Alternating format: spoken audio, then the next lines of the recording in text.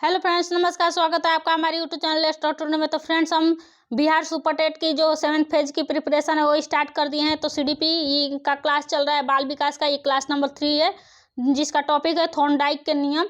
Thorndike ने क्या नियम दिए, कितने नियम दिए हैं, कौन कौन सा नियम है, उस नियम का क्या प्रयोग है, इस सब के बारे में जानेंगे। तो इससे पहले वीडियो स्टार्ट करने से पहले अगर आप हमारे चैनल पर नए हैं तो सब्सक्राइब कर बेल आइकन को दबाइएगा और वीडियो को ज़्यादा से लाइक एंड शेयर कीजिएगा। तो चलिए स्टार्ट करते हैं।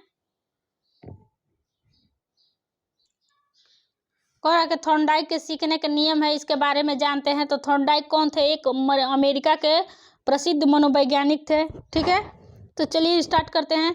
ईएल थॉर्नडाइक ने सीखने के कुछ नियम बताए हैं जिनके प्रयोग से अध्ययन अध्यापन प्रक्रिया को और अधिक प्रभावशाली बनाया जा सकता है। देखिए, थॉर्नडाइक महोदय ने कुछ नियम बनाए हैं, कुछ रूल बनाए हैं जिनके द्वारा क्या होता है कि अध्ययन मतलब पढ़ाई और पढ़ने के तरीकों को, प्रक्रियाओं को और अधिक प्रभावशाली मतलब और अधिक उसको अच्छा बनाया जा सकता है। उन्होंने अधिगम के 3 मुख्य नियम एवं 5 गौण नियम प्रतिपादित किए हैं। उन्होंने क्या किया है कि अधिगम के, पढ़ाई के जो है, सीखने के हैं, जो 3 मुख्य नियम बताए हैं और 5 गौण नियम बताए हैं। देखते हैं कौन कौन से हैं। कह रहा है कि सीखने के मुख्य नियम। ठीक है, मुख्य नियम पहला है तत्परता का नियम, दूसरा है अभ्यास का नियम और तीसरा है प्रभाव का नियम। तो थॉर्नडाइक महोदय ने सीखने के मुख्य नियम में कौन कौन से तत्परता का नियम, अभ्यास का नियम और प्रभाव का नियम 3 नियम बताए हैं। इनके बारे में जानते हैं। देखिए, तत्परता का नियम। तत्परता का नियम क्या है? कह रहा है कि जब हम किसी कार्य को सीखने के लिए तैयार या तत्पर होते हैं, अगर किसी भी कार्य को बालक सीखने या करने के लिए उसको उत्सुक होता है, तैयार होता है, मनोजिज्ञासा से, अपने मन से वो उस चीज को करने के लिए उत्साहित होता है, तो हम उस कार्य को सीखने में आनंद आता है। जब कोई बच्चा उस कार्य को करने में उत्सुक रहता है, जिज्ञासा होती है कि नहीं ये कार्य हम करेंगे, तो उसमें क्या करता है, उस कार्य में उसको आनंद आता है, वो खुशी महसूस करता है और हम शीघ्र ही सीख लेते हैं। और क्या होता है, जब आनंद आता है तो उस कार्य को हम शीघ्र ही सीख लेते हैं। ठीक है, इसके विपरीत सीखने के लिए तैयार नहीं होने की स्थिति में, अगर इसके उल्टा देखें, विपरीत देखें, तो अगर सीखने के लिए अगर बच्चा कोई तैयार नहीं है, उस स्थिति में हमें सीखने की क्रिया में असंतोष मिलता है। उस स्थिति में क्या होता है कि जो सीखने की क्रिया होती है उसमें असंतोष मतलब हम संतुष्ट नहीं होता है, सेटिस्फाइड नहीं हो पाते हैं। ठीक है, और प्रयोग और तनाव का उत्पन्न होता है। जब हम असंतोष नहीं कर पाएंगे, असंतोष रहेंगे, उस चीज को लेकर झुंझलाहट रहेगी हमारे मन में, तो क्या होगा, तनाव पैदा होगा, इससे झिझलापन पैदा होगा। ठीक है, तो समझ गए तत्परता का नियम। दूसरा देखते हैं अभ्यास का नियम। ठीक है, तो अभ्यास का नियम क्या कह रहा है कि हिलगार्ड तथा बोअर इस नियम को परिभाषित करते हुए कहा है कि, देखिए, हिलगार्ड तथा बोअर ने इस नियम को परिभाषित करते हुए कहा है कि अभ्यास का नियम यह बताता है कि अभ्यास करने से उद्दीपन तथा अनुक्रिया का संबंध मजबूत होता है।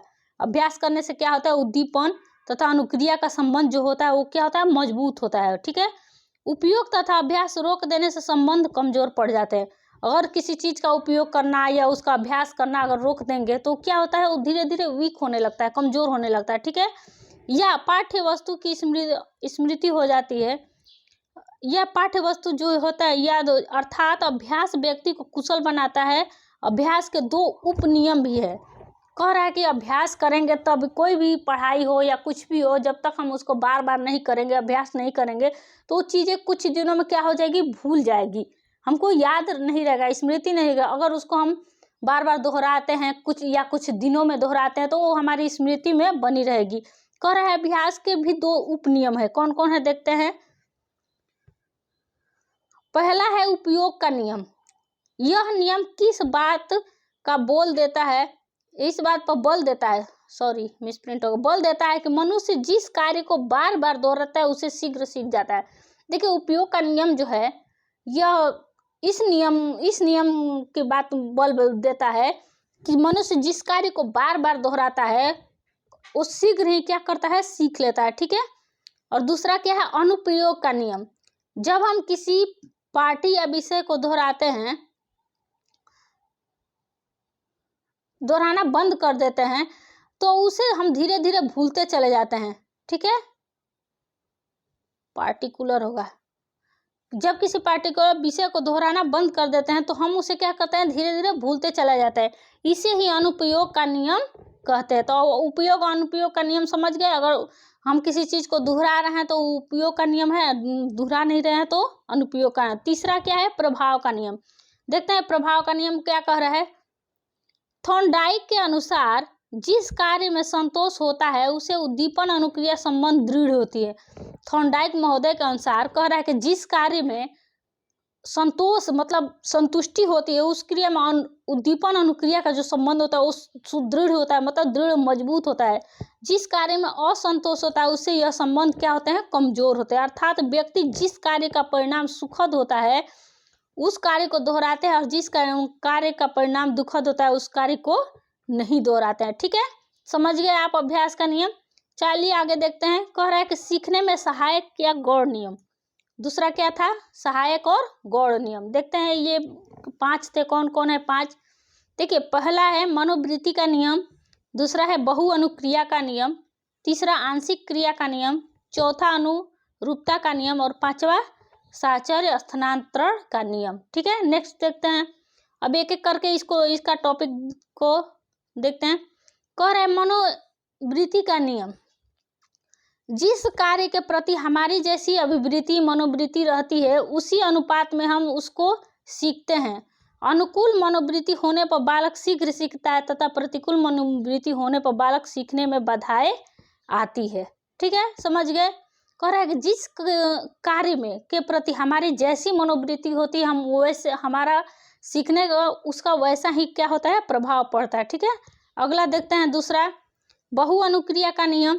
इस नियम के अनुसार व्यक्ति किसी समस्या के प्रति बहुत ही अनुक्रिया करता है किंतु सभी अनुक्रियाएं समस्या समाधान में सहायक नहीं होती है। हम उन्हीं अनुक्रियाओं का चयन करते हैं जो लक्ष्य प्राप्ति में क्या होते हैं, सहायक होते हैं। ठीक है, अगला देखते हैं आंशिक क्रिया का नियम। थॉर्नडाइक का मानना है कि यदि बच्चों के सामने किसी समस्या को छोटे छोटे भागों में विभाजित प्रस्तुत किया जाए। देखिए आंशिक क्रिया का नियम कहता है कि बच्चों के सामने अगर कोई बड़ी समस्या है तो उसको छोटे छोटे भागों में डिवाइड करके, जैसे कहो बच्चों को याद करवाना है, उसको पूरा एक बार में नहीं याद हो रहा है तो उसको पहले 5 लेटर याद करने के दो, क से अंग तक याद करने को दो। ठीक है, तो ऐसे छोटे छोटे भागों में जब डिवाइड करके प्रस्तुत करेंगे उसके सामने एक एक भाग का समाधान किया जाए और एक एक लाइन उससे बच्चों से 1 दिन में 1 लाइन याद करवाएंगे या 2 दिन में 1 लाइन याद करेंगे तो बच्चे पूरी समस्या को शीघ्रता एवं सुगमता से समझकर संपूर्ण कार्य को पूरा कर लेंगे। तो बच्चे क्या होंगे, ऐसे में धीरे धीरे उस चीज को सीखते जाएंगे और एक दिन क्या होगा कि वो पूरे कार्य को संपूर्ण तरीके से सीख जाएंगे। ठीक है, 4 नंबर देखते हैं। 4 नंबर कह रहा है अनुरूपता का नियम। अनुरूपता का नियम, जब व्यक्ति के सामने कोई नई समस्या आती है तो वो अपने पूर्व अनुभव का स्मरण करता है। कह रहा है अनुरूपता का नियम है कि जब व्यक्ति के सामने कोई समस्या आ जाती है तो वो पूर्व अनुभव को, मतलब इस चीज को कैसे पहले सॉल्व किया था उसको स्मरण करता है, मतलब याद करता है। ठीक है, और उनसे तुलना करता है ताकि उसके अनुसार क्रिया कर समस्या का समाधान खोज सके। और उससे तुलना करता है कि उस चीज का और इस चीज में क्या कॉम्बिनेशन है, कैसे उसको सॉल्व किए तो इसको सॉल्व करेंगे कैसे तो सॉल्व हो जाएगा। ऐसे में वो क्या करता है, अपनी समस्याओं का समाधान ढूंढ लेता है। ठीक है, अगला देखते हैं 5 साहचर्य या स्थानांतरण का नियम। इस नियम के अनुसार कोई भी अनुक्रिया जिसे करने की क्षमता व्यक्ति में होती है उसे एक नए उद्दीपन द्वारा भी उत्पन्न किया जा सकता है।